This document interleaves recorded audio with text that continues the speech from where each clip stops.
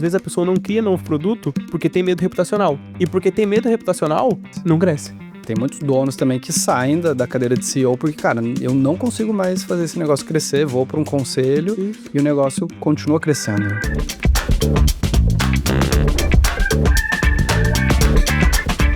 Fala galera, sejam bem-vindos ao Como Você Marca, o podcast que fala sobre como as marcas e pessoas criam experiências em seus negócios. Eu sou Rodrigo Vitor, fundador e CEO da Fito, a agência de eventos das melhores empresas do Brasil. E no episódio de hoje tem uma pessoa mega especial. A gente vai falar sobre o que acontece quando alguém, sem atalhos, sem rede, sem privilégio, decide que o resultado vai falar mais alto do que qualquer diploma ou indicação. Sobre como uma criança que vendia queijo nas ruas de Itanhandu, lá no sul de Minas, cresceu e chegou a liderar mais de 400 pessoas, coordenar 50 milhões de reais por ano em mídia e se tornar CMO e sócio da maior assessoria de marketing da América Latina. E uma nova história sobre o que vem depois. A sócia estratégica, uma empresa construída para entrar como sócia, de fato, numa maneira estratégica em negócios B2B com alto potencial de crescimento. Comigo hoje, alguém que foi de operador de máquinas em uma granja a um dos executivos de marketing mais relevantes do Brasil, orientado a resultados. Max Satiro, muito bem-vindo ao Como Você Marca. Obrigado. Pô, foi a melhor apresentação que já fizeram, cara. Muito bom. Ficou... Mas é verdade, né? Ficou muito bem feito. Vou usar isso aí na minha bio agora. Na minha bio de palestra. Cara, prazerzaço te receber aqui. Prazer todo meu. Foi bom a gente ter se conhecido ali no Looking Ahead, no comecinho do ano. Uma troca rápida, mas que gerou uma conexão bacana. Total. E obrigado por aceitar o convite, cara. Eu que agradeço, pô. E vamos lá, começando um pouco da história, que por mais que a gente conheça, é importante falar. Você saiu, cara, você não tinha nada. Já acompanhei um pouco do que você comenta, do que você fala. Cara, não tinha grana, você não tinha nem onde dormir, mandou uma DM lá pro Denner, na véspera de Natal. E o que passou na sua cabeça para tomar esse tipo de decisão e depois fazer essa mudança sem nada no bolso também? Sim. Eu gosto muito Eu gosto muito de me fazer essas perguntas também, às vezes. E se tu for pensar, Rodrigo, tem pessoas que ganham na vida, ganham no sentido financeiro, especificamente, que tiveram muito menos condições que outras, e algumas pessoas tiveram mais condição. Acho legal contar essa parte do processo de tomar decisão. Mas só para seguir a linha de raciocínio aqui, tem algumas pessoas que ganham, outras não, mesmo tendo mais condições. Aí eu sempre fico me perguntando, por quê? Por que isso daqui? Por quê? Por quê?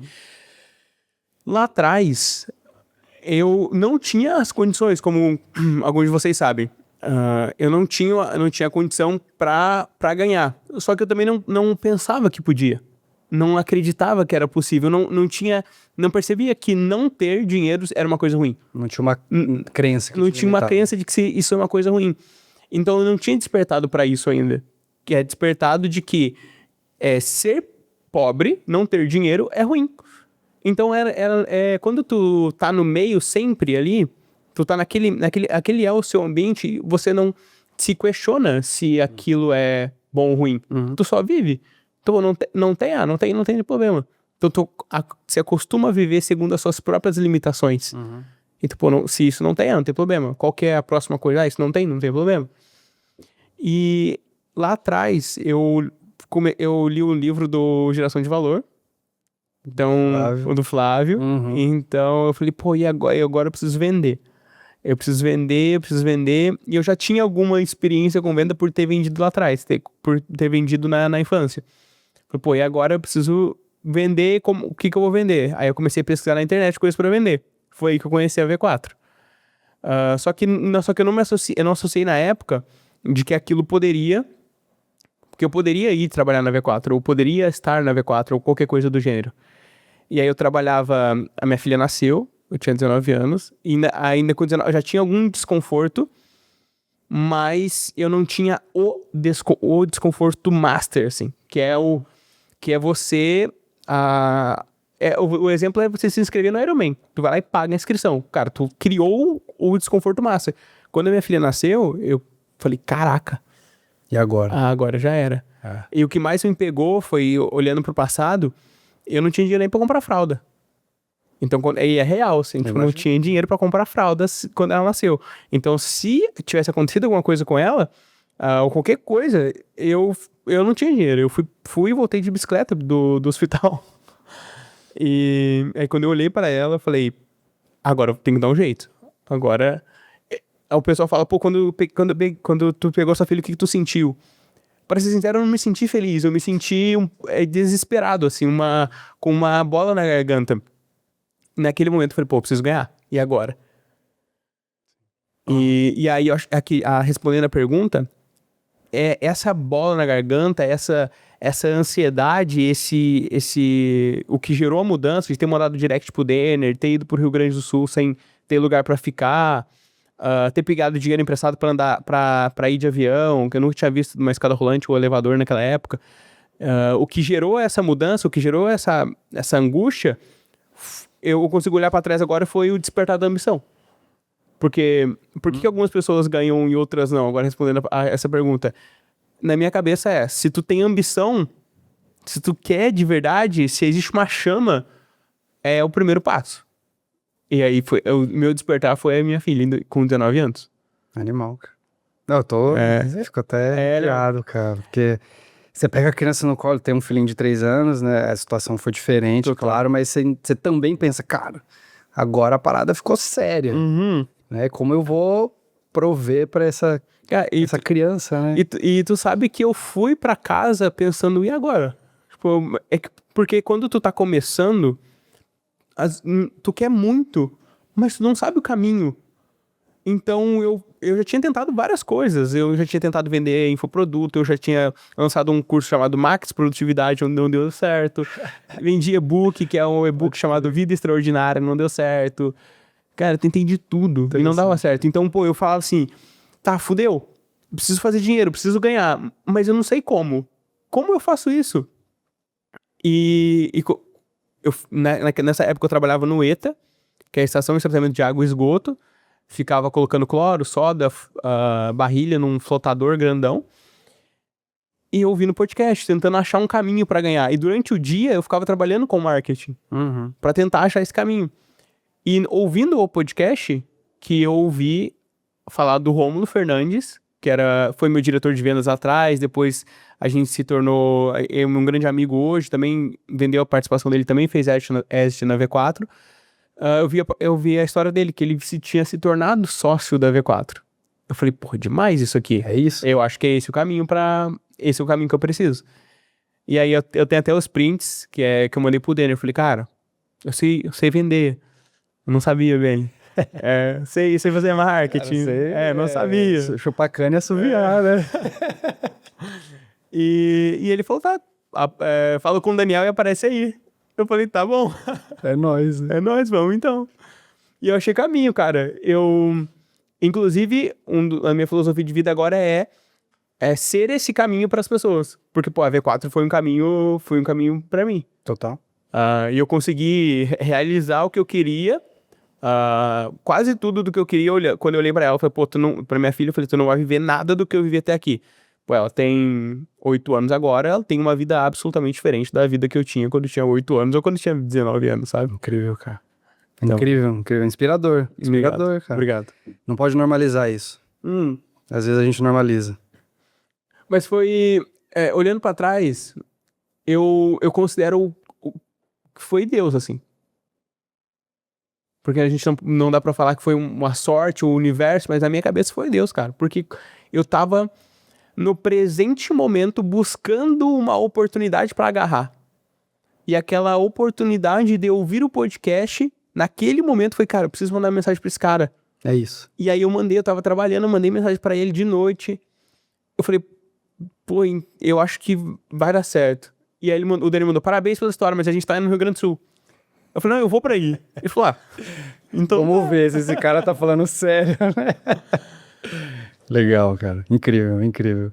E aí depois você chegou lá, ficou esse tempo todo, mas quando que você percebeu aquele estalo, falou, cara, isso é isso, vai dar certo, essa empresa realmente vai crescer e vai virar o que virou hoje? Tem uma coisa ali, algo na V4 que é diferente de tudo que eu já vi na minha vida. É algo que consegue te inspirar é algo que consegue te impulsionar a ser uma pessoa melhor. E esse algo nasceu da figura do Denner. Então, a pessoa que mais se desenvolveu nos últimos 8, 10 anos que eu estive lá dentro, não foi ninguém, foi o Denner. Então, esse cara, ele puxou a régua. A empresa do tamanho do dono. A empresa do tamanho do dono. Ele puxou muito a régua, muito a régua. E aí eu olhava pra aquilo e falava, pô, eu não sei exatamente onde o negócio vai dar, mas eu quero estar junto com esse cara. Porque esse cara sabe, esse cara é inspirador, pô. Então eu olhava pra isso e falava, pô, esse cara me inspira, eu quero ficar do lado dele. Inclusive, um dos desafios que ele lançou quando ele me colocou como CMO, lá atrás, ele falou, ó, tu tem que saber tanto de marketing quanto eu. Eu falei, beleza, então vamos embora. Então esse é meu target, então tem porque depois eu fui pensar, pô, é muito mais difícil ser CMO de uma empresa que o CEO sabe. Marqueteiro. O cara sabe tanto de marketing assim, né? Mas eu percebi isso. Eu falei, pô, eu quero estar junto com esse cara, essa liderança inspiradora. E a cultura do negócio, tu vivenciou um pouco disso, né? Mas a cultura do negócio, ela é uma cultura que é diferente, assim, de tudo que eu já vi. Agora, estando fora e olhando pra dentro, e olhando pra outras empresas, eu penso assim, caramba, tem tanta coisa bacana que era aplicada lá na V4 que resolveria esses problemas, sabe? O cara me mandou um áudio essa semana, um amigo, e ele falou, Max, eu tô com esse problema aqui no meu time de vendas. Falei, pô, por que tu não fala pra ele que isso não tá na cultura? Ele falou, como assim? Não tá na cultura? Eu falei, é a cultura da empresa. Isso teoricamente deveria ser um dos valores do negócio, o cara não poder fazer, tomar essa atitude. Ele falou, não, mas isso não tá nos valores da empresa. Então percebe como as coisas, a própria cultura modelou o negócio pra que ele funcionasse bem, sabe? Sim. E isso é uma das coisas que eu vejo que foi um diferencial absoluto, assim, do sucesso do negócio. Interessantíssimo. Sempre, cara, sempre é quem, né? O como, o que, assim, quem vai me levar pro próximo nível. E aí onde os donos de empresa que nos escutam tem que ser referência máxima do negócio, cara, não tem jeito. Os valores que essa pessoa vive, como ela se comporta, o que ela fala, como que ela estuda, que tipo de pedidos essa pessoa, esse líder, esse dono faz no negócio e como influencia para que as pessoas se inspirem nela Sim. e permaneçam na companhia, né? Sim. Tem vários... se eu for olhar, assim, tem vários compounds, que são esses componentes que formaram esse megazord que é o negócio, sabe? Tem a cultura, aí depois o partnership. O partnership, como ele foi construído, olhando agora, sem o Denner ser tão diluído a ponto de que ele se sinta desmotivado, mas ao mesmo tempo dando perspectiva para que sócios minoritários como eu pudessem ver valor no negócio e também deixar pessoas ricas, sabe? Eu fui um dos, talvez o 4º ou 5º sócio que saiu do negócio que saiu rico, sabe? Então eu já olhava para as pessoas assim, pô, caramba, o Pontinho saiu rico, o Daniel, o Rômulo e tal. Caramba, demais isso daqui. E a gente olhando aquilo de dentro falando, pô, o negócio tá cada vez crescendo mais. Então o partnership foi essa virada na minha cabeça. O jeito que a gente combinava de se desenvolver foi muito legal. Então, todos os executivos do negócio tinham que, por exemplo, ano passado, foi assim, tinham que ir pelo menos uma vez para os Estados Unidos estudar fora. Pô, dá o seu jeito. A empresa não tem dinheiro, cara, dá o seu jeito. Então, em 2022... a carreira é sua, né? A carreira é sua. Então, em 2022, eu peguei um empréstimo com a V4 de 30 mil e fui para os Estados Unidos para estudar. E depois eu fui pagando com o meu próprio salário aquele empréstimo que a empresa basicamente me adiantou. Por quê? Eu quero fazer isso daqui. Eu quero fazer... Eu quero isso. E eu vi isso acontecer e agora tô vendo acontecer agora com a minha saída. Abre oportunidade para as pessoas se desenvolverem dentro do negócio, né? Claro. Então, tá acontecendo lá dentro agora, com outras pessoas, sabe? O que é bem legal, olhando de fora. Incrível. Cara, recado que muita gente acaba esquecendo, a gente tem que reforçar que a gente não trabalha para os outros, né? A gente trabalha para nós mesmos. Sim. E, claro, muitas vezes com aquela pessoa ou com aquele dono do negócio. E esse fato aí investir do meu... Cara, não é qualquer um que faz isso. Porque a pessoa espera, mas e o treinamento da empresa? A empresa tem que pagar meu treinamento. Sim. Tu sabe que quando eu olho pra trás, a ambição foi o que fez com que eu tomasse essas decisões, sabe? Então, por exemplo, a decisão de... ninguém no negócio tinha feito MBA. Eu falei, não, vou fazer MBA e esse MBA tem que ser em português e inglês. Então, a ambição de querer construir algo foi o que me gerou isso. Foi o que gerou essa ansiedade de aprendizado junto com o negócio e que a gente foi se puxando, né? Se autodesenvolvendo juntos. Mas às vezes não precisa necessariamente ser, ficar rico ou, sei lá, resolver a vida da sua filha. Uhum. Me lembro o caso de um vendedor que eu tive lá na época. Ele queria muito comprar um ponto T-Jet. Era o sonho do Era o sonho do cara. Então vamos comprar esse negócio. E aí eu me lembro que a gente vendia junto, assim, eu era head de vendas, mas eu tinha metade da minha agenda como vendedor. E a gente pegava pra vender o tempo todo. E naquele mês ele tinha uma meta de 350 mil e já era dia 15, 20, ele tinha vendido 80 mil. Ele tinha coisa pra fechar, mas ele não tava com aquele ímpeto do vendedor. E aí eu me lembro que ele saiu pra almoçar, quando ele voltou, eu tinha colocado no protetor de tela do PC dele o ponto T-Jet. Porra, aí... E aí a gente começou, aí eu tinha combinado com a galera assim, olha, todas as vezes que o André aparecia, você falava, cara, e o ponto? E a gente começou a forçar aquilo, porque o que movia ele naquele momento não era ficar rico, era ganhar a comissão pra comprar o ponto. Então, e quando ele comprou, o que é mais legal aqui dessa parte da história, é que quando ele comprou o carro, ele foi lá na V4 pra gente dar uma volta. Claro. Muito da hora, assim, foi uma baita história. Então, e se tu for ver, a missão basicamente é, de forma institucional, alinhar os interesses das pessoas é o que vai fazer com que a empresa, ela funcione tão bem, sabe? O Daniel alinhou um interesse de 4 mil pessoas. Então, e especificamente a gente foi modelando isso. Pô, o Andrei tinha esse sonho específico, mas outros vendedores, outras pessoas do time tinham sonhos diferentes. E algumas são só, por exemplo, sonho de estudar. Pô, tu quer mais oportunidade para estudar. Então, pô, toma ele curso então. Sabe? Muito bom, cara. E aí, mudando aqui a ótica na parte de crescimento para os pequenos e médios empresários. A gente sabe que é duas coisas que fazem a empresa dobrar de tamanho, não são tantos movimentos que fazem isso acontecer. Então, para quem está ali faturando 10 milhões ano, e o cara quer saltar para 30, lá na V4, o que permitiu isso? E depois de 30 para 100, que é um salto diferente, Sim. E de 100 para meio bi, que foi recente esse salto, e agora está em outro salto. Então, mas que fator, que decisão influenciou para esses saltos acontecerem? Legal. Caraca, que pergunta profunda. O jeito que eu olho o negócio, ele é dividido em 4 grandes etapas. Qualquer negócio.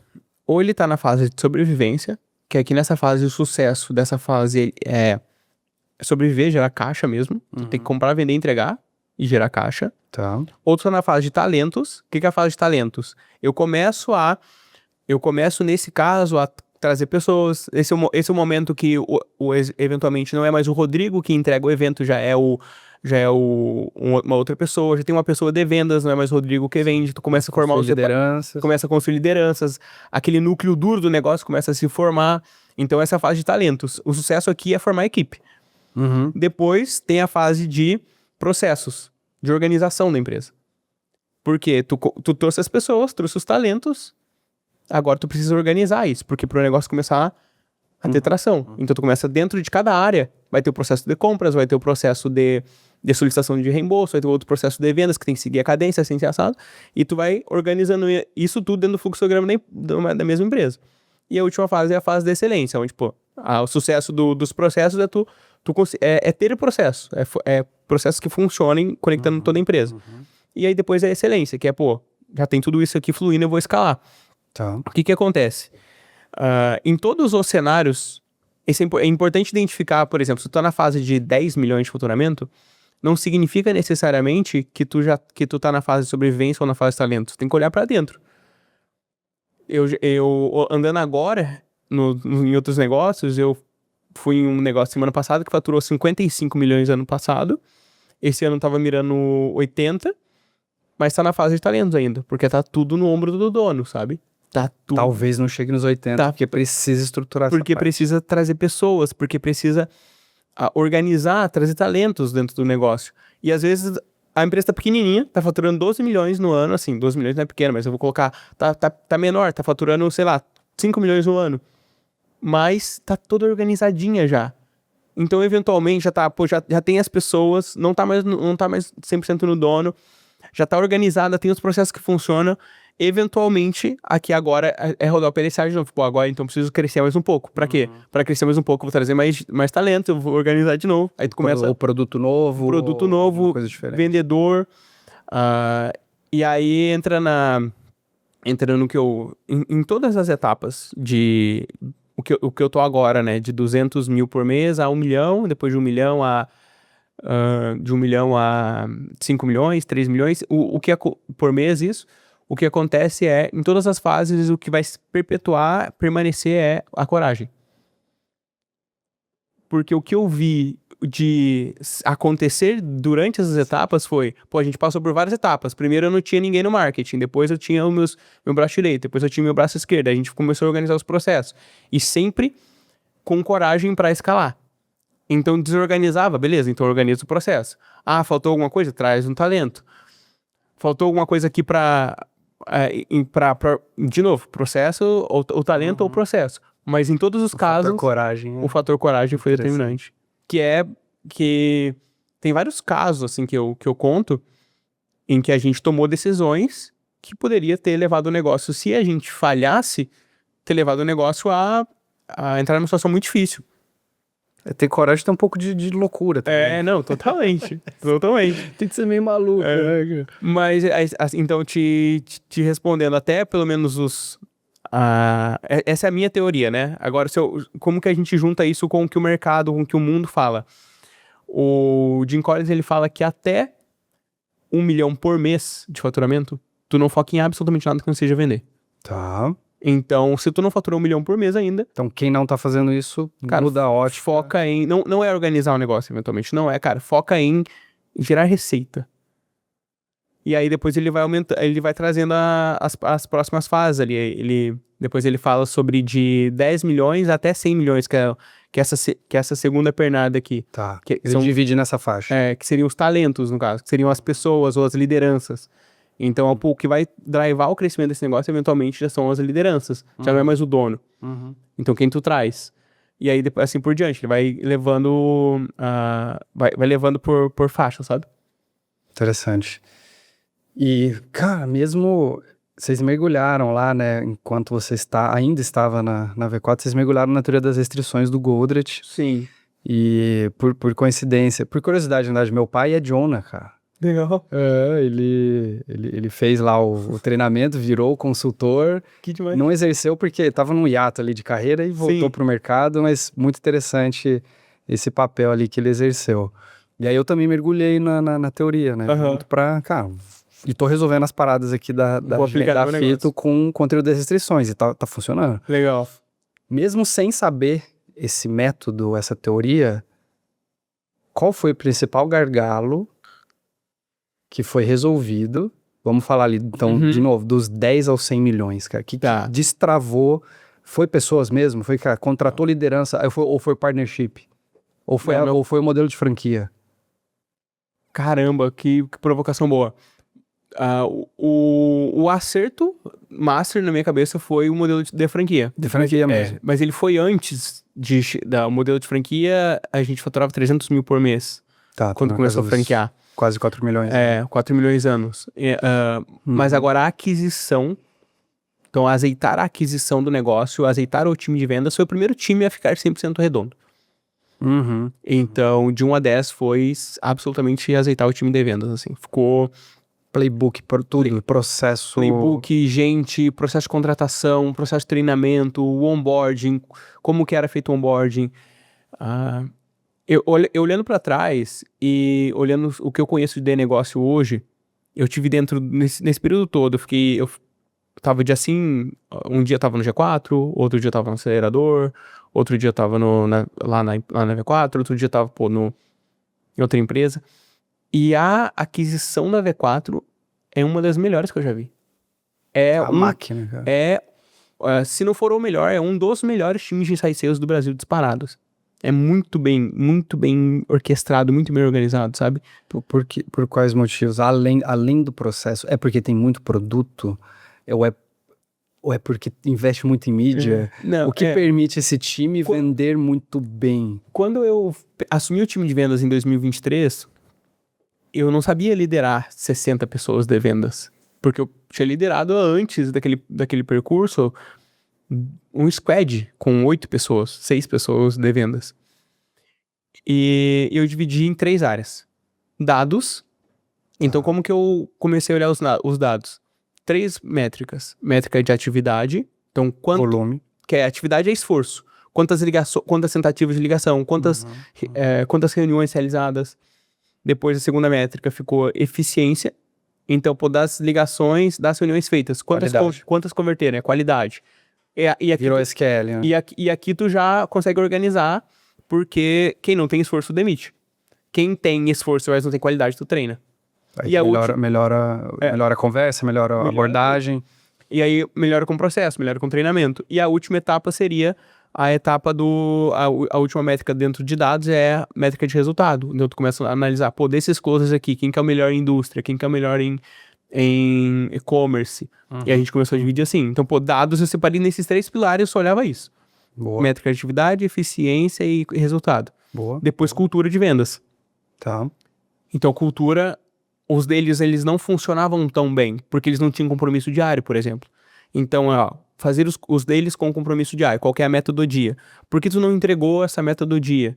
No dia anterior? O que aconteceu? Tu fazer a cultura de vendas mesmo. Então, ranking, competição entre todos e cooperação. Competição com cooperação. Então, se tu bater, tu ganha X. Mas se todo mundo bater, tu ganha 2X. Então, a gente começou a fazer a cultura de vendas... É um modelinho quase de OTR? É quase de OTR. Quase de OTR. É. Então, a cultura de vendas foi ficando muito forte. Então, a comemoração, endorfina o tempo todo. A gente começou a organizar para que isso funcionasse bem, a cultura. E o último item foi a educação, que a gente percebeu em 23. Eu não sei aqui na fita, mas assim, os meus vendedores, quando eu ia falar com eles, eles sabiam tudo. Eles eram gênios, assim. Os caras não precisavam estudar, sabe? Eles falavam, não, isso aí eu já sei. Pô, isso aí eu já sei. Aí quando eu fui ver... Cultura, né? Cara, quando eu fui ver, o pessoal não estudava. Então, os vendedores, eles... Posso estar generalizando, mas assim, os que eu tive acesso, a maioria é mais gogó do que estudo.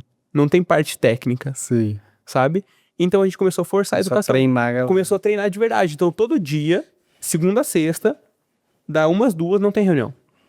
Todo dia, das 13 às 14, tem treinamento. Todo dia. Todo dia. Animal. Então a gente fez 23 isso o ano inteiro quase. Todos os dias tinha treinamento. No dia que eu não tinha conteúdo, por exemplo, porque no começo eu não queria delegar, eu fazia roleplay. Roleplay. Não tinha conteúdo, beleza, roleplay. Aí a gente começou a trazer gente pra ensinar coisas diversas. Quebra de objeção. Quebra de objeção. Vai embora. E no treinamento aqui a gente colocava coisas sobre a vida também, por organização financeira. O cara acabou de receber uma comissão de 10 mil, vai lá comprar um carro de 10 mil. Ele comprou um problema de 10 mil. Então, organização financeira. A gente começou a ensinar isso também. Então, foi melhorando o turnover. Se melhora o turnover, tu consegue ter o time treinado. Então, de fato, assim, esses 3 pilares, dados, cultura e educação, deixaram o time muito azeitado. Sim. Então, do 1 aos 10, foi 100% aquisição. A gente azeitou demais. Animal. Aí, canal de venda, enfim. Aí, cara... Você começa a ampliar canais diferentes... E chega nesse número. Sim. Foi uma escala linda, assim, olhando pra trás. Animal. Aí tu começa a analisar, pra gerar essa quantidade de MQLs aqui, essa quantidade de leads, não consigo fazer no Facebook, e agora? Preciso de outros canais. Será que eu consigo com o embaixador? Será que eu consigo com o evento? Aí tu começa a abrir canal de aquisição de demanda. E aí tu começa a ter que dividir o time de vendas em vários formatos diferentes, até porque quem atende evento é diferente de quem atende... Cada canal funciona de um jeito, a abordagem é diferente. E a gente ficou muito bom nisso, assim, impressionante o nível de organização que cada área foi tomando. É muito bom. Muito bom, eu já caí 2 ou 3 pitches para entender como a V4 fazia a oferta, e o vendedor diferente, obviamente, o produto diferente, mas Sim. o processo, cara, ele é impecável. Se eu falasse uma virada que foi dos 10 aos 100, uma grande virada foi a criação de novos produtos, portfólio. Porque quando o processo de aquisição de leads está azeitado, o processo de aquisição de vendas está azeitado, você precisa ter mais o que vender, porque senão tu fica limitado. Eu gosto do termo que vocês usam, não sei se ainda usam, que é o Landing Expander. Cara, a galera não olha pra isso. E na hora que eu escutei isso, eu acho que foi Denner, você em algum episódio, o cara falou, cara, o processo tem que ser, eu pouso dentro de uma grande companhia, mas eu não expando o portfólio. Eu falei, caraca, velho, eu vivo isso todo dia. Como que eu amplio o meu portfólio, mais produtos, porque o cliente tá sempre comprando de mim. Sim. Essa é uma sacada, parece óbvio, para mas não é tão serviço, simples, cara, para empresa de serviço é esse o caminho. Eu tenho aqui na frente da Fito, quando eu fui entrar, não sei se você já reparou, tem uma empresa ali que chama The USP, que é do lado do FedEx aqui. A The USP é uma das maiores franqueadoras dos Estados Unidos. Ela tem 6 mil unidades nos Estados Unidos. Não sabia. E eles estão aqui na frente da Fito, em Ribeirão Preto, no Brasil também. Então eles são gigantescos o nível de franquia que eles têm. E o que eles faziam nas empresas? Eles faziam gráfica. Eles faziam para as empresas gráfica. Quando que foi a virada? Eles saíram de... Se eu não me engano, a rede da USP faturava na época coisa de 500 milhões. Já era gigantesco. Tinha 6 mil unidades, fazendo gráficas. O que eles começaram a fazer? Tá, o que mais tu precisa? Working backwards, partindo do cliente. O que mais tu precisa para sua empresa? E aí eles começaram a criar novos portfólios, novos produtos. E por incrível que pareça, o cliente fala, né? A galera tem medo de perguntar. E olha que curioso, né? Eles já estavam grandes, gigantescos, com 6 mil unidades, fazendo serviço de impressão e entrega. Tipo, Office Boy, sabe? Incrível, cara. E o caso da V4 é parecido. Se for olhar hoje, tem mais de 30 produtos, portfólio gigantesco. Mas uma grande virada foi ter portfólio. Porque tu consegue entrar no cliente de forma diferente. E quando tu entra no cliente de forma diferente, tu pergunta, cara, deixa eu ver o que mais tu precisa. Qual que é o produto do 80/20? Porque tem esse portfólio grande, mas deve ter 1 ou 2 produtos que carregam. Eu saí em meados de fevereiro, a gente tá em abril. Até meio de fevereiro era o que a gente chamava de estruturação estratégica. Que a gente tava migrando pro Destrava Receita. Que tá andando lá. Tá andando hoje, Então esse era o 80/20, assim, vendia muito. Interessante. Mas mesmo que tu tenha um portfólio muito grande, tu vai olhar a curva ABC, mas tu tem muitos outros produtos que compõem o faturamento. Então, quando tu tem um braço para entregar, cara, ao infinito e além. Crie portfólio aí no seu negócio ao infinito e além. Se tu é uma empresa de serviço, crie portfólio a dar-lhe com pau. Cara, uma coisa que eu aprendi, vou compartilhar aqui com a galera. O dono que é perfeccionista, muitas vezes ele fica preocupado de criar um produto que não tem aderência ou que o cliente não vai gostar ou que a gente vai fazer cagada. Mas eu entendi, com o V4, lá no Clex, né, com o Joel, com o Caio, cara, a galera cria um produto, bota pra rodar, deu ruim, apaga, cara, tipo, esquece isso daqui, tá tudo bem, dá outra coisa pra esse cliente. Cara, mas é uma mentalidade de growth, de startup, mas também não é comum ver esse tipo de funcionamento, cara. Sim. Tu sabe que esses dias um cara me perguntou assim, cara, eu quero crescer, quero fazer a expansão do meu negócio, mas eu não quero franquear de jeito nenhum.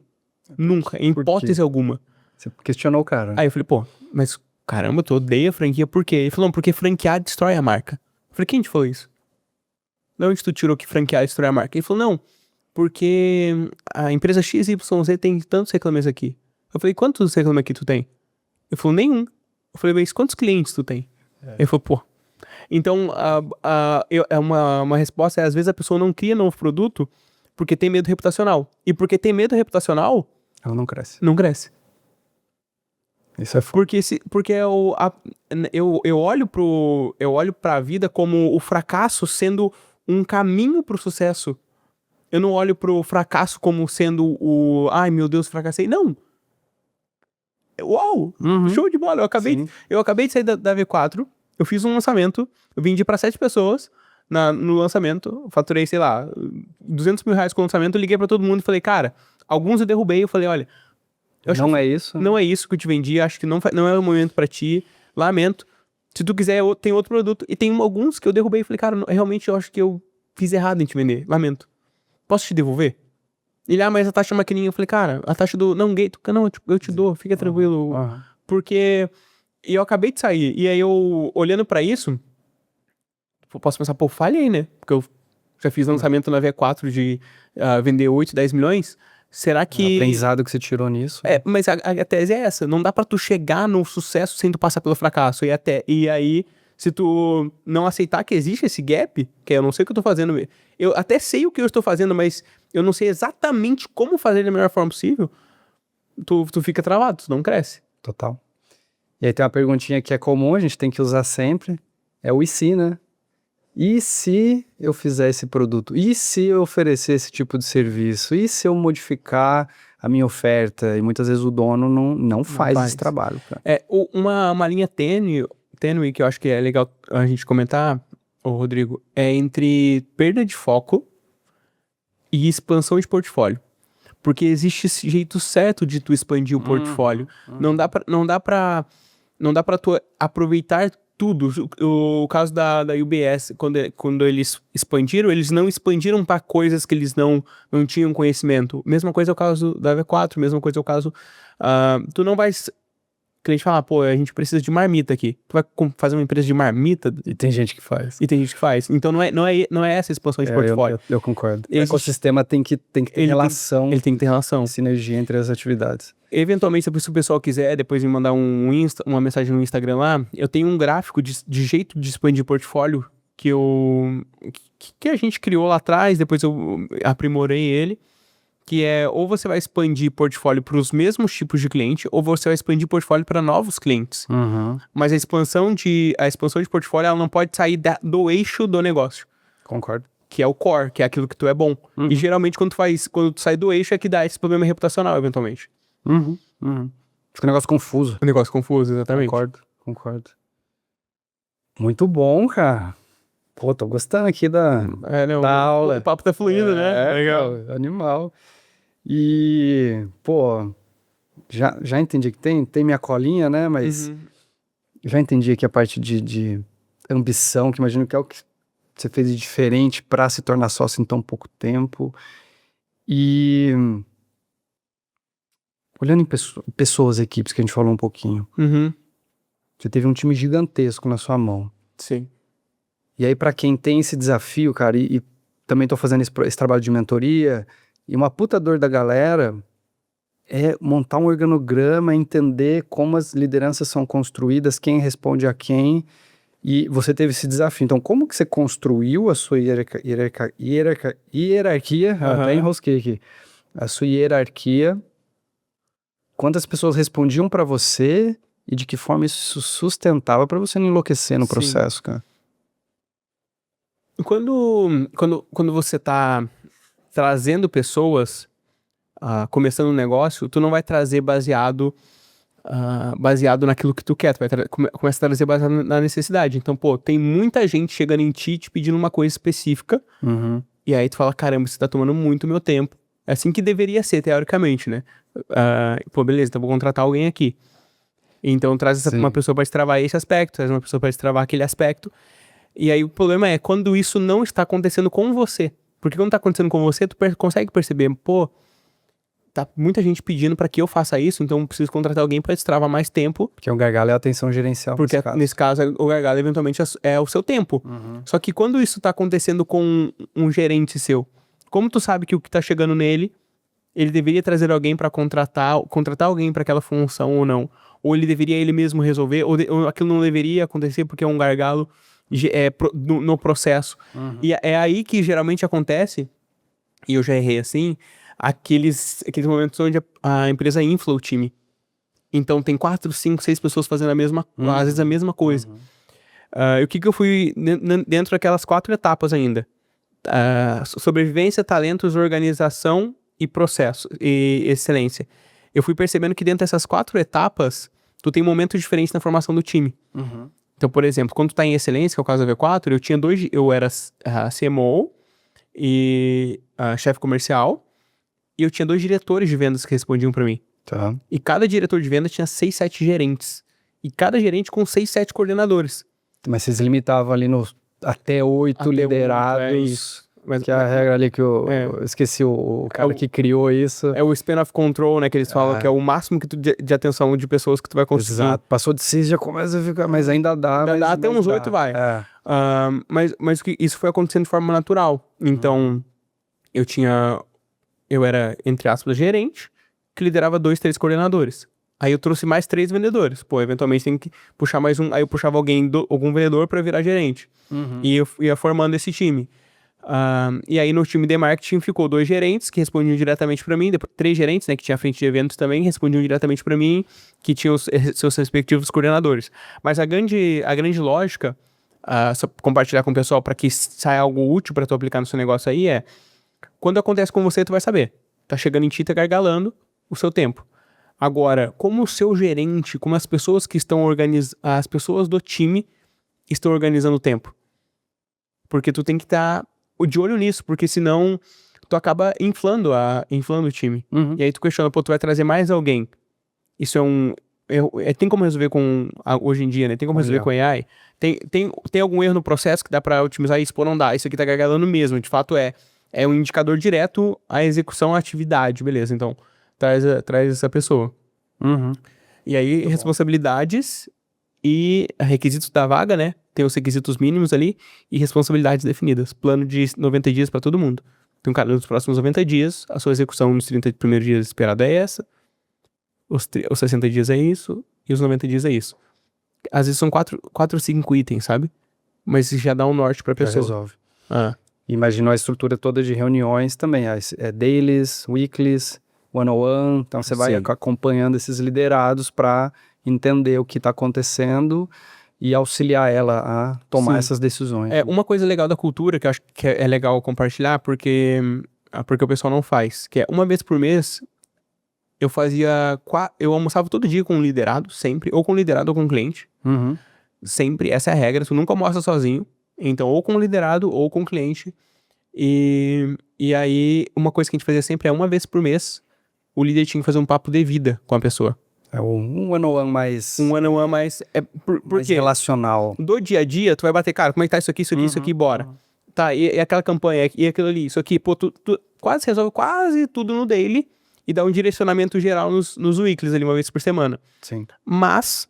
uma vez que tá passando a vida daquela pessoa. Exato. Aí uma vez por mês tu senta e fala, cara, e aquele objetivo lá? Me conta como é que tá. Como que tá a família. E como é que tá a família, como é que estão as coisas. E aí, isso faz toda a diferença. Faz toda a diferença. E aí tu faz, eventualmente, eu chamava de 2 coisas que eu tinha nesses rituais mensais. Era o combinado do mês, que era o que tu vai estudar esse mês, o que tu vai se desenvolver esse mês. Tipo um PDIzinho. Tipo um PDI.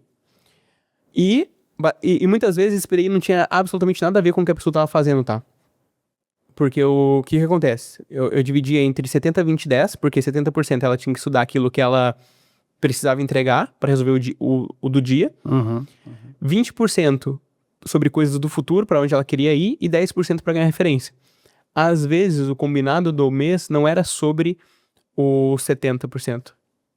Que ela já tinha que estudar, por exemplo, estudar sobre vendas, se tu é um vendedor. Era sobre os 20%, que era, pô, tu quer o seu próximo passo é ser um gerente, então, cara... Olha pra isso. Olha pra isso aqui. E aí tinha um combinado da semana. E eu aproveitava esse momento também pra fazer o feedback trocado. Porque, cara, me conta, como que eu poderia te ajudar mais? Como que eu poderia ser um líder melhor pra ti? Perfeito. E uma vez por mês tu alinha isso, tu azeita a gestão de pessoas no negócio, sabe? Excelente. Bom saber que eu faço isso há muito tempo. Valida legal, o modelo de gestão. Excelente, cara. E... cara, antes da gente mudar de assunto, que eu quero falar do sócio estratégico, eu criei um quadro aqui, cara, e você tá estreando eu. Legal. Eu consegui o nosso primeiro parceiro do podcast. Legal. É um movimento bacana, né? Quando a gente começa a fazer esse tipo de investida. E trouxe um parceiro de café. nada mais justo do que ter um cafezinho aqui para o nosso podcast. A Vero Cafés virou nossa parceira e depois eu mando o cupom aí para quem fizer a assinatura. É o maior clube de assinaturas de café do Brasil. É maravilhoso o trabalho deles, eles entregam na sua casa cafés assinados, produtores hipercurados. Então, a gente vai tomar esse cafezinho. Legal. O pessoal deve ter ido pegar esse café para nós. E aí, cara, inventando aqui o quadro. Se você pudesse tomar um cafezinho com qualquer empreendedor ou C-level no Brasil, eu vou restringir no Brasil. Tá. Com quem você tomaria esse café? Por que você tomaria esse café com essa pessoa? E o que você perguntaria? Rapaz. E o cafezinho já... o cafezinho foi rápido, hein? Deixa eu pegar então. Muito obrigado. Obrigado. Deixa eu ver se é bom o café então. É bom, hein? É bom. É bom. Antes de contar quem eu pegaria, com quem eu tomaria um café, uma vez a gente recebeu um patrocínio de na verdade foi um cliente que mandou pra gente. Olha que loucura, né? Um monte de café pra empresa. E a gente falou, cara, demais, a gente não vai comprar café, que show. E a gente começou a fazer o café. Acabou em 2 dias, E né? aí o time assim, rapaz, nos mudou o café, né? Não tem como voltar pro antigo, não. Mentira, o café era bem melhor, galera, que o outro. E aí o pessoal, vamos voltar pro antigo mesmo. Aí eu pensei, não, pô, esse não tem... É uma torre diferente e tal. E aí o pessoal, não, a gente quer o antigo mesmo. Mas, cara, respondendo o quadro aqui, olha só. Uma pessoa que eu tomaria um café e qual pergunta eu faria? Essa é uma pergunta muito boa. Ó, pro meu momento de negócio, que é o momento que eu tô vivenciando agora, eu tomaria um café com o Semesato. Com Semesato.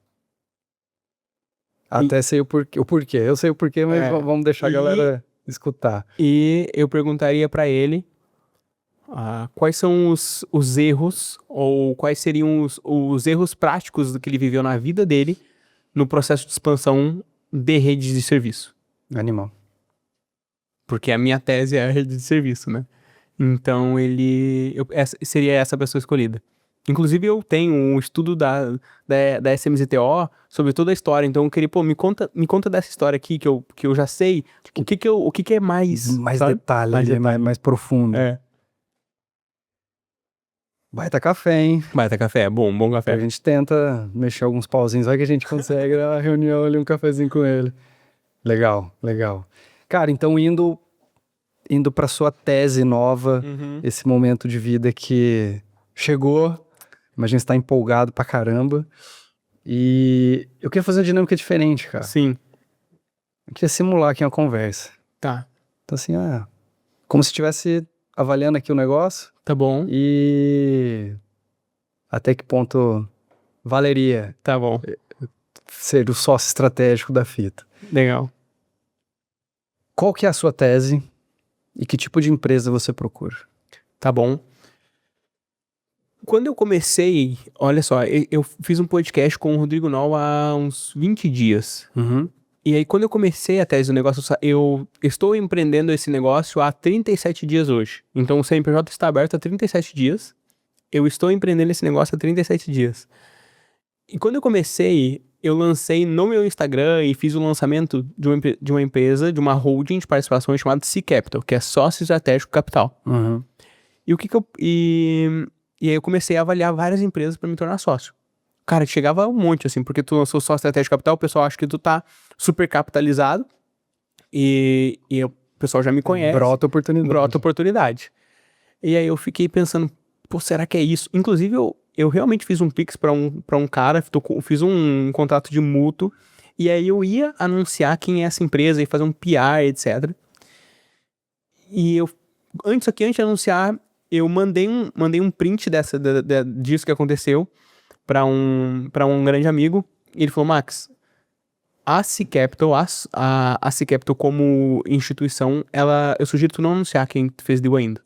Toca 1 ano, 2 anos com o negócio, sem falar as empresas que tu se tornou sócio. E depois você mostra o case. Depois tu mostra.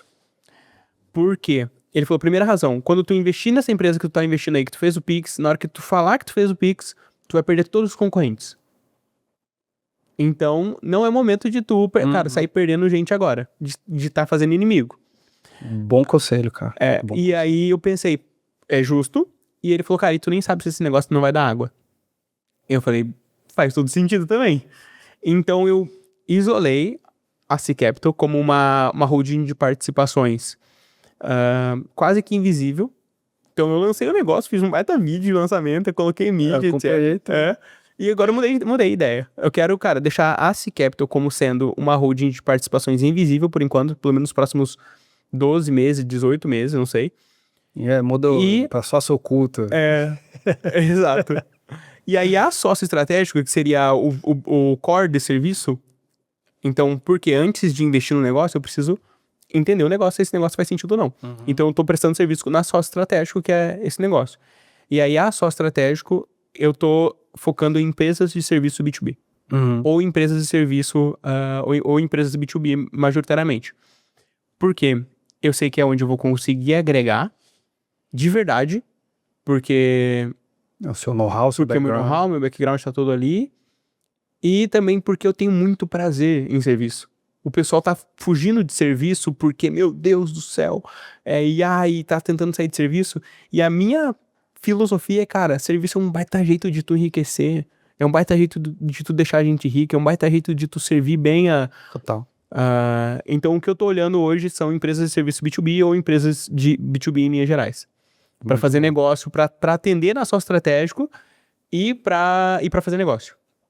Boa. E aí essas empresas que estão em crescimento, em reestruturação, ou que já são sólidos e precisam achar os seus gargalos e trabalhá-los, qual que é o ideal, né? Se tem uma que está num momento ideal. Essa empresa que eu fiz o Pix estava em reestruturação. Tava em processo de turnaround, assim. Inclusive, um conselho meu foi assim, cara, faz uma recuperação extrajudicial aí. Pra tu não pagar o banco. Colhei o pena. Rola isso. Rola isso. E resolve depois. Eu ainda fiz o Pix ainda. Minha mulher ficou louca comigo. Mas eu acredito no empreendedor, sabe? Eu acredito que ele só errou o time. A pessoa. Errou o time e eu tô junto também. Eu tô olhando agora. Mas o que eu quero são empresas que têm potencial de escala. Então pode ser que esteja em um momento com o EBITDA apertado, eventualmente igual esse caso está em reestruturação, mas que tenha o potencial da escala, principalmente. E como que eu estou identificando isso? Eu não tinha portfólio, então o pessoal não acredita, né? Eu fiquei 10 anos quase na V4, eu era CMO, CCO do negócio, tinha uma participação como sócio relevante, era muito bem remunerado, recebi dividendo todos os meses, e eu levantei a mão e pedi conta, eu não tinha um plano desenhado, eu não sabia pra onde ir. Eu fiz isso, até comentei aqui, eu fiz a mesma coisa. Então, assim, quando eu falei, beleza, aterrissei aqui, agora preciso fazer um negócio. Tá, e agora? O quê? E aí eu falei, o jeito certo é não criar uma coisa e tentar empurrar no mercado goela abaixo. Deixa eu bater de porta em porta e saber o que o pessoal tá precisando. Então eu tô agora com uns 15, 20 clientes ativos fazendo coisas diferentes. Então eu tenho um que eu tô fazendo a formatação do modelo de franquia, uma empresa B2B de serviço, que eu tô formatando a franquia desse cara. Tem outro cliente que eu tô estruturando um processo de partnership. Tem outro que eu estou só dando conselho de marketing e vendas mesmo. Então eu não tinha... Sócio estratégico. Eu não tinha um portfólio desenhado. E aí eu comecei a pensar, beleza, como que eu desenho esse portfólio? E agora eu cheguei no que eu imagino ser um portfólio adequado, que é ou um diagnóstico online de 30 dias, ou uma imersão de 2 dias na empresa, que é para identificar o que tá pegando. Eu cobro por isso, entrego um plano prático de 90 dias. Tá. Então são 2 produtos. Esses são os produtos. São 2 produtos e tem o aconselhamento ou eventualmente isso que eu tô adorando fazer, que é a formatação de modelo de franquia. Que aí tá mais com uma cara de consultoria. Agora tá mais com uma cara de consultoria, só que qual que é a diferença da consultoria? Eu acho que é legal essa provocação. Geralmente a consultoria ela vai lá e dá o conselho. Só dá o conselho, cara, se tu executar ou não, do empreendedor. Parte do que eu tô fazendo aqui, tem 2 desses negócios que eu fiz um mútuo conversível. Porque assim, cara, se tu executar isso aqui desse jeito e a gente tiver esse resultado X aqui, que eu imagino que vai acontecer, eu ainda coloco dinheiro e viro seu sócio. Bora, junto? Tá. Então, porque aí eu tenho a pele em risco também. Eu tô a fim de fazer o negócio acontecer. O Você que presta o serviço e depois pode virar pode virar sócio ou não. sócio investidor ou até atuando no Atuando negócio, no negócio. dependendo do negócio. E aí são duas coisas. Muitas vezes é resolver o curtíssimo prazo.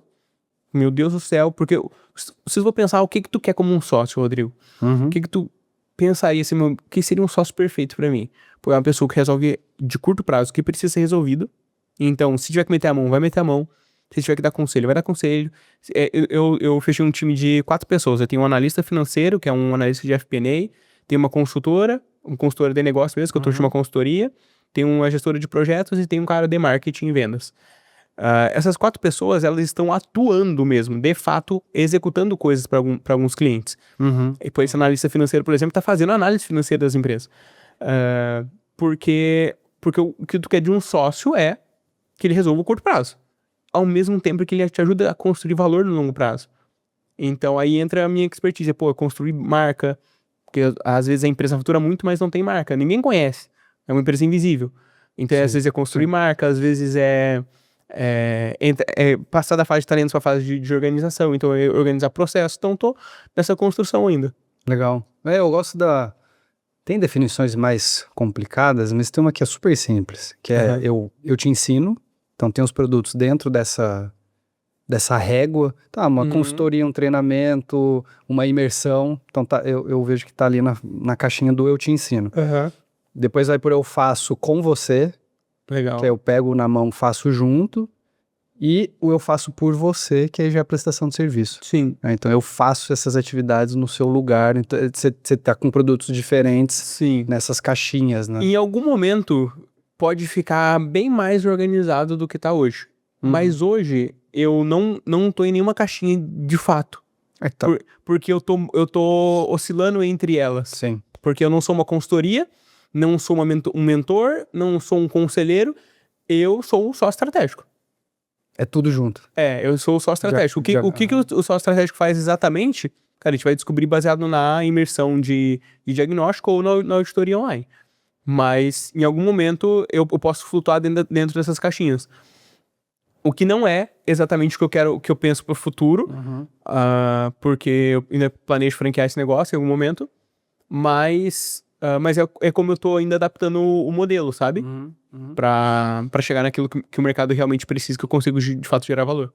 E aí, olhando proposta única de valor, qual que é o diferencial? Eu entendo que é todo o know-how histórico e Sim.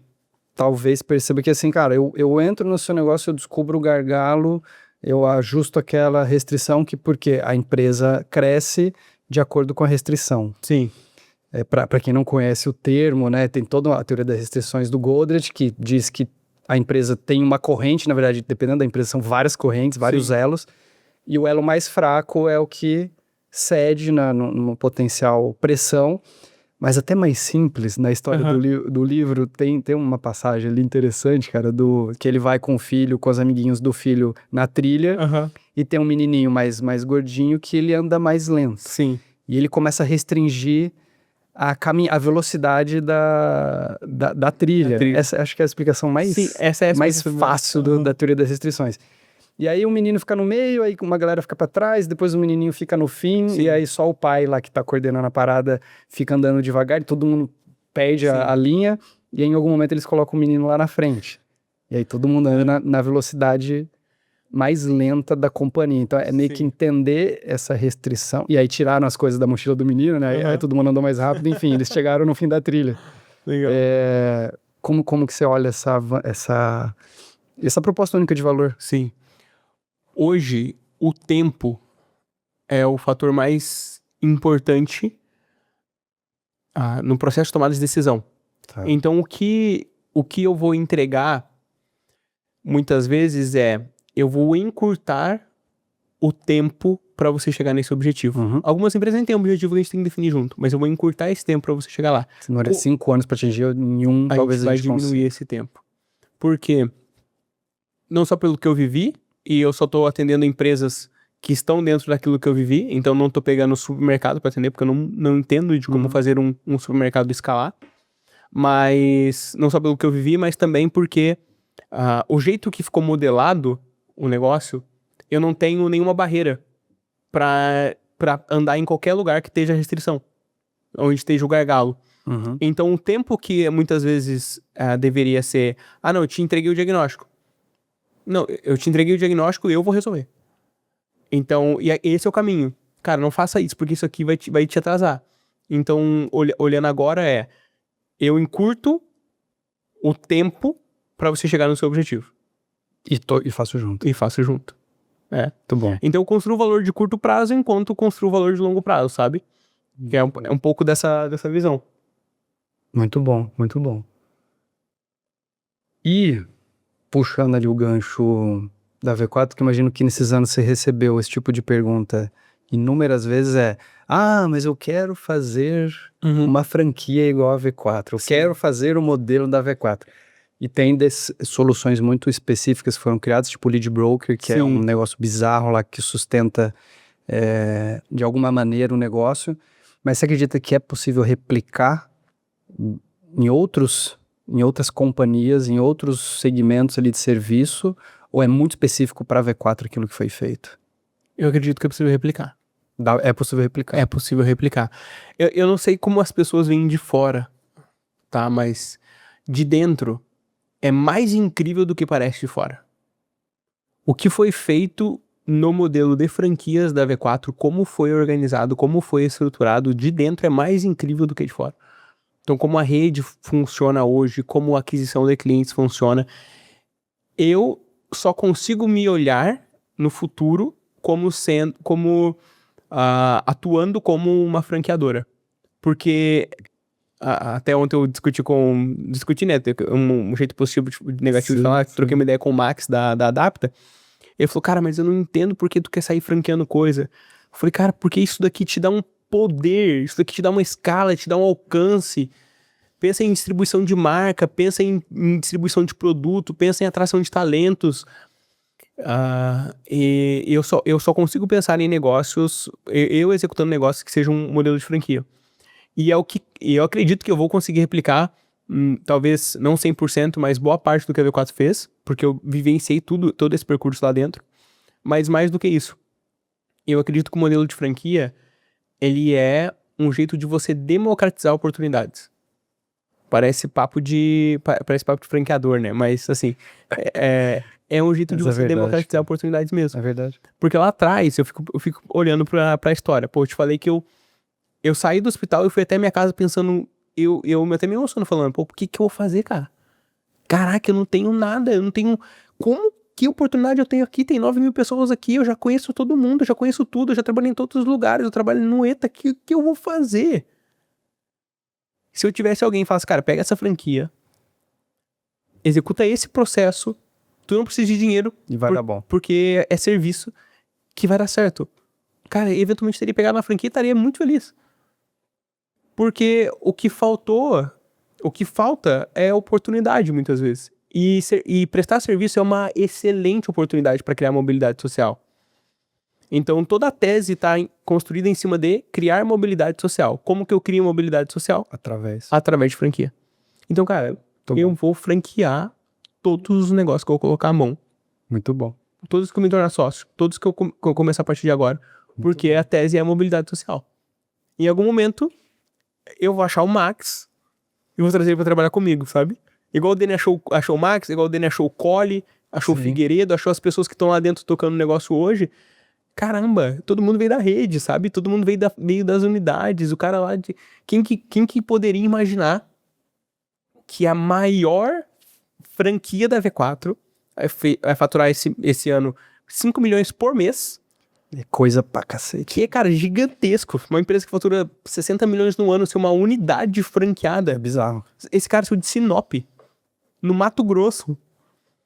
Então, assim, pensa que qual outro modelo tu conseguiria achar essas pessoas desse jeito, sabe? E esse cara tá lá dentro, tocando operação hoje brilhantemente, tá substituindo o que eu fazia lá brilhantemente. Então, eu olho pro modelo de franquias e as desvantagens, elas são incomparáveis com as vantagens. Muito bom. E aí tu pode me perguntar as desvantagens, mas assim, o fato é Acho que... com essa explicação dá pra conseguir um cafezinho lá com os mesados. Animal. E aí, cara, se você olhasse pra uma empresa de eventos corporativos e live marketing, Rapaz, não sei, tem uma aí, cara, uma aí legal. O que te faria investir nela? Que perguntas, números você olharia? Quais seriam os pontos que te chamariam a atenção nesse negócio? essencialmente, a primeira coisa é a pessoa. Porque quando se torna sócio de verdade, é uma espécie de casamento, né? Talvez até maior que um casamento, né? O sócio ali. Porque tu pensa que tu vai ver sempre a pessoa. Sim. Esses dias eu fui junto com a Poliana numa janta e o cara queria muito que eu fechasse um negócio com ele.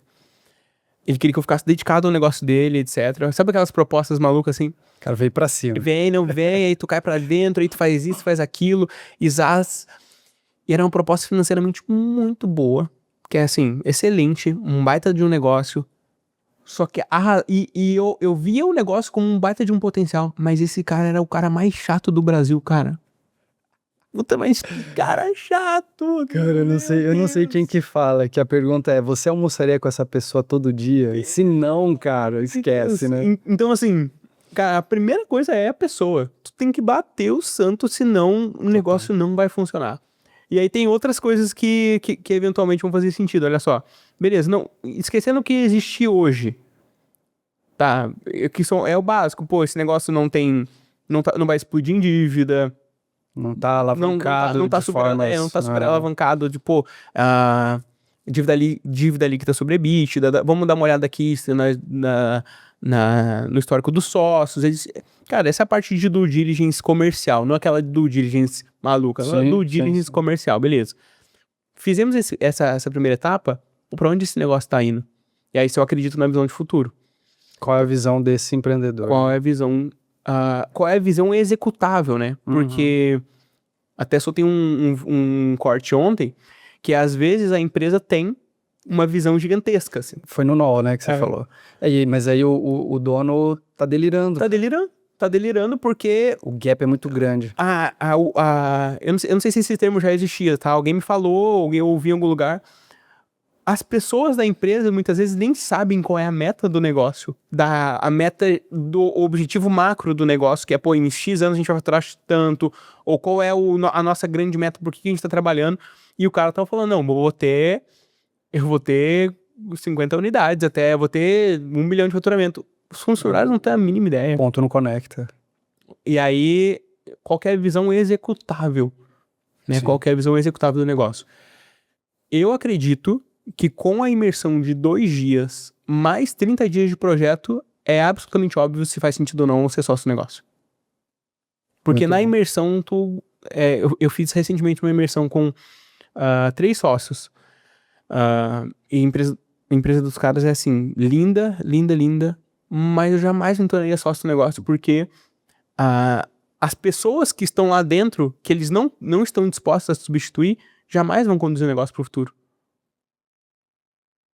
Então tá aí o fator, sabe? Infelizmente, né, cara? Tem pessoas que te levam do 0 ao 1, do 1 ao 10, do 10 ao 100.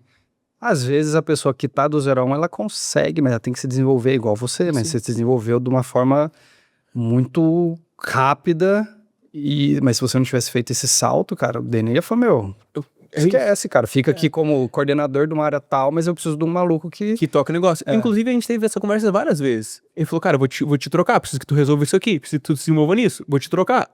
E, cara, isso é absolutamente no jogo. Sim, senão a empresa para, né? Eu tenho uma mensagem no WhatsApp que eu printei, na época a gente conversava por WhatsApp ainda, ele falou assim, eu preciso que tu vá 2 vezes por mês para São Paulo, a gente tava lá no Rio Grande do Sul, 2 vezes por mês para São Paulo, e faça isso nos próximos 90 dias, ou eu vou te trocar. Eu falei, alinhado. Bora. Tamo junto. Só que esse é um bom exemplo. Eu acredito que dos 350 milhões na franqueadora para 1 bilhão na franqueadora, eventualmente eu não era o cara pra estar liderando a aquisição mesmo do negócio. Então, olhando... Mas isso requer muita humildade também, cara, de entender. Eu acho que sim, mas a pessoa que tá lá agora, pensa que a V4 ela tá na fase de excelência. Mas quando tu começa a escalar, vai ter desorganização. Uhum. E aí, para organizar uma empresa que fatura de 10 a 100 é uma coisa. Para organizar um negócio que fatura de 350 a 1 bilhão é outro outra tipo de parada. organização. E, eventualmente, precisa de uma pessoa muito mais processual, cuidando do negócio, com muito menos, eu vou colocar, com iniciativa. Eu sou muito mais criativo, então eu vou conseguir agregar até um certo tamanho, de fato, do negócio. Então, eu levantei a mão, e essa foi uma das razões que eu levantei a mão e falei pro Daniel lá atrás também, cara, talvez eu não seja a melhor pessoa pra estar nessa posição hoje. Porque eu desempenho muito mais com criatividade, desempenho muito mais com criando campanhas do que azeitando o processo. Por isso que essa pessoa que tá lá agora tá fazendo um trabalho brilhante do meu ponto de vista. A sociedade é uma coisa, cadeira é outra, e tem muitos donos também que saem da cadeira de CEO porque, cara, eu não consigo mais fazer esse negócio crescer, vou para um conselho Isso. e o negócio continua crescendo. Isso. E é um exercício muito bonito, se for pensar, né? Que é, pô, a missão do negócio é tão grande que eu aceito não ser a pessoa que vai conduzir. Sim. E o que é muito legal, né? Se for pensar. Mas também não é todo mundo que pensa assim, cara. É Não. difícil chegar nessa conclusão e aceitar e, enfim, tomar essa decisão, né? Sim. E tem um aspecto de dinheiro também. Porque muitas vezes o dono da empresa tá tirando pouco dinheiro. E aí ele vai contratar um executivo, ele fala assim, tá, por quanto tu quer? Quanto tu quer tirar? Aí o executivo fala, eu resolvo pra ti por 70 mil. Aí fala, pô, por 70 mil fixo não dá, nem eu tô tirando isso. Mas esse cara resolveria o negócio de fato. Exato. Então ele não entra só numa pira de não ser ele que resolve, mas ele também não tá disposto a eventualmente a tomar o risco de abrir mão mesmo. Pô, eu tô tirando, sei lá, 50, mas aí esse cara falou que pagar mais pra um cara. pagar mais pra um cara, Mas é isso. eventualmente esse pode ser o caminho. Leva a empresa para outro E aí quando patamar. a empresa chegar no outro patamar, tu tira mais. Tu tira mais como dono, tu tira mais. Mas agora que tu precisa é dessa pessoa pra resolver. Que é a visão de longo prazo. Esse é um fator que, cara, faz diferença. Se a empresa não tem visão de longo prazo, certamente o curto prazo tá desorganizado. Total. Porque tu fica sem direção, fica perdido. Muito bom. Muito bom, cara. E minha última pergunta aqui seria: o que faria você desistir do investimento em 5 minutos? Mas você já respondeu, né? O almoço ali, Cara, tomar um isso. café com o que você, puta, cara chato, velho. Tem algo que é mais do que chatice pra mim. Que é a capacidade, a incapacidade de aprender. De estar disposto a aprender. De ser humilde intelectualmente de verdade. Coração treinável. Isso é impossível tu conseguir fazer qualquer negócio funcionar. Não tem como. Se a pessoa não está disposta a olhar pra algo que ela não é tecnicamente qualificada pra fazer e falar, de fato, gente, pessoal, Não sei. tá na minha mão, não sei fazer, mas contem comigo que nos próximos 90 dias eu vou me desenvolver e vou resolver isso pra gente. Cara, se a pessoa não tá disposta a ser ensinável, meu chapéu. Tem cara, uma definição, você já deve ter visto, o LATI, L-A-T-I. Cara, o dono e, na verdade, todas as pessoas da empresa deveriam ter essas características e o processo seletivo lá, o time de gente e as lideranças na contratação, que é o leal, a pessoa ser leal, o A de ambicioso, a pessoa tem que ser ambiciosa, o E de ensinável, né, que é o coração treinável, e o I de ter iniciativa. Muito do que você falou hoje tá aí, cara. Tá que nessa legal. definição. Eu me lembrava. Mas é muito difícil, cara, tu viver e trabalhar com alguém que não tá afim mesmo de aprender, sabe? O cara sabe tudo, tem resposta pra tudo, não fala, não sei. Difícil. Uma das coisas que a gente pegou do Goldrich lá e colocou nas televisões é never say no. Tipo, eu nunca vou dizer eu já sei. Nunca vou dizer eu já sei, não. Me fala qual é o seu jeito, me fala como tu entendeu isso diferente. Porque pensa que criar repertório é o único jeito de tu conseguir criar o negócio. Pra tu criar repertório, tu tem que estar disposto. Eu acho que é um pouco dessa visão que agrega que vai agregar diretamente pro crescimento, sabe? Animal, cara. Porra. Fez sentido? Total, cara. Baita episódio. Tô, feliz pra caramba de você ter vindo, Obrigado, ter participado. Cara. Com certeza A galera vai gostar bastante aqui do que falamos. Que bom. E, pô, se quiser deixar um recado final, deixa os seus arrobas, onde a turma encontra. E é isso, valeu, Fechou? obrigadão. Vai lá no @maxsatiro. E eu não sei se a gente faz resumo do episódio, mas esse episódio, se alguém quiser o resumo do episódio, eu vou criar um resumo do episódio com os pontos altos e comentado por mim. Só mandar lá no @maxsatiro, vou mandar pro Rodrigo também. Boa. Qual que é o seu arroba? O Rodrigo Vitor. @o Rodrigo Vitor, tu manda lá, a gente vai mandar o resumo comentado desse episódio pra você. Muito bom. Não temos, mas agora temos. Agora temos, eu vou fazer, pô. Fica tranquilo. Muito bom. Cara, valeu. Incrível a história, o processo. Obrigado. Cara, tem ainda um caminhão de coisa pra fazer. Eu tô super curioso pra Tomara. ver o que esses próximos 10 anos te reservam. Amém, cara. Eu tô ansioso também. O empreender é um exercício de pressa e paciência. Então, cara, Total. tô apressado, tô sentindo a ânsia de fazer, mas ao mesmo tempo eu entendo o poder do tempo. Então, cara, tô apostando nos próximos 10, 20 anos também. Muito bom, muito bom. Prazer, time. Até a próxima. Valeu, gente. Nossos arrobas aqui, né? O meu arroba Rodrigo Vitor. Falo mais para donos, donas de agências de eventos. Nosso programa de aceleração, educação, mentoria empresarial, o nome que você quiser, dá para isso. Tá funcionando, a gente tá destruindo. Então, quem tá ali no processo tá transformando as suas agências. O da Fito, @fito.ag, onde a gente fala dos nossos eventos, nossos projetos. E o do podcast, @como você marca, para você lembrar, né? Pô, muitas vezes eu esqueço. O subscribe lá, inscrição, seguir o podcast no canal que você escuta, mandar os episódios pra galera, e esse daqui, sem dúvidas, eu espero que seja o mais compartilhado da história do nosso podcast mesmo, e te vejo no próximo encontro.